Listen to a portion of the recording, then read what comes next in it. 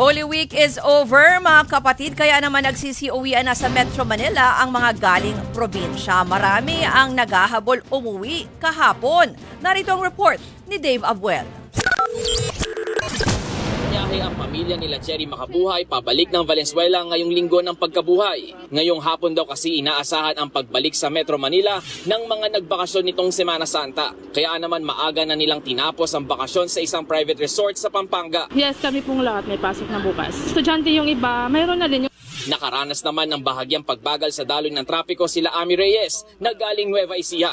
Nagkaroon daw kasi ng grass fire na nakaapekto sa biyahe sa expressway. Medyo bumagal po. Every Holy Week kasi umuwi kami ng Nueva Ecija. Basta po sa Sunday na umuwi na kami na mas maaga para less na sa ang hassle. Ayon sa pamunuan ng NLEX, inaasahang halos 400,000 sasakyan ang dadaan sa expressway ngayong araw.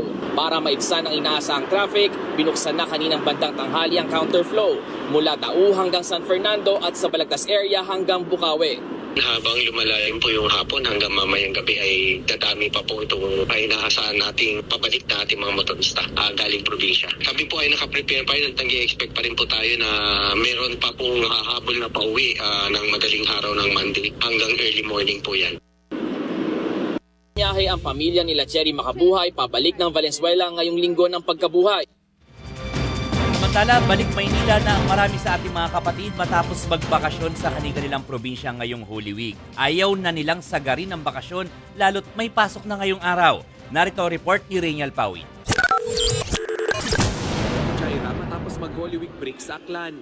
Dahil may pasok na bukas, hindi niya na sinagad ang bakasyon at sinadya niyang umuwi ng mas maaga. Nadala na raw kasi siya noong nakaraang Semana Santa. Sobrang traffic po kasi dito sa BTEX. Maabot po hanggang dito sa second floor yung line for LRT. Isinama na rin ni Jaira pabalik ng Maynila ang dalawa niyang pinsan na may pasok na rin bukas sa eskwelahan. Ay, gusto mo po naman extension. Kung pwede. Medyo mabigat na sa pakiramdam. Kasi syempre, pagpasok po may mga bagong responsibilities ko, gano'n. Dami pong gagawin sa school.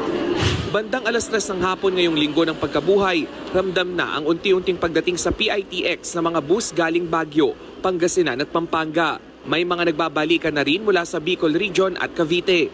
Sa buong Semana Santa, posible raw umabot sa 2.2 milyong pasahero ang daragsa sa PITX. Para naman iwas abala, wag na raw magdala ng mga bagay na kinukumpiska ng mga security screening personnel. Huwag na po tayong magdala ng anything flammable, sharp objects, or any firearms dahil po ito po ay para sa safety ninyo at para sa safety po ng mga kapapasahero ninyo.